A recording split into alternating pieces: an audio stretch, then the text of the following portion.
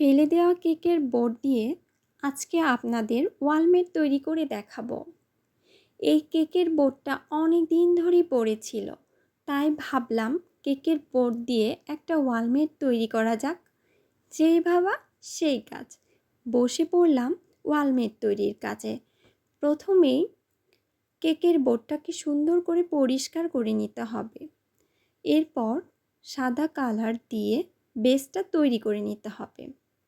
রঙটা শুকিয়ে যাবার পর পেন্সিলের সাহায্যে সুন্দর করে দৃশ্য এঁকে নিতে হবে। আর হ্যাঁ, আমার কাছে কিন্তু আকাশি কালার রঙটা ছিল না। সাদা আর নীল রং মিশিয়ে আকাশি কালার রঙটা ক্রিয়েট করে নিয়েছি। তেমনি সবুজ আর হলুদ কালার মিশিয়ে টিয়া কালার রং তৈরি করে নিয়েছি। ঠিক এভাবেই আপনারাও চাইলে একটির সাথে আরেকটি রং মিশিয়ে আপনাদের পছন্দের রংটি তৈরি করে নিতে পারবেন। এক্ষেত্রে সব রং কেনার প্রয়োজন পড়ে না। অল্প কয়েকটা রং দিয়েই পেইন্টিং করা যায়।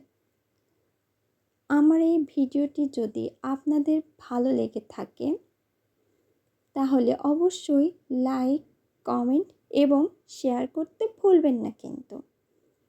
সবাই ভালো থাকবেন। আসসালামু আলাইকুম।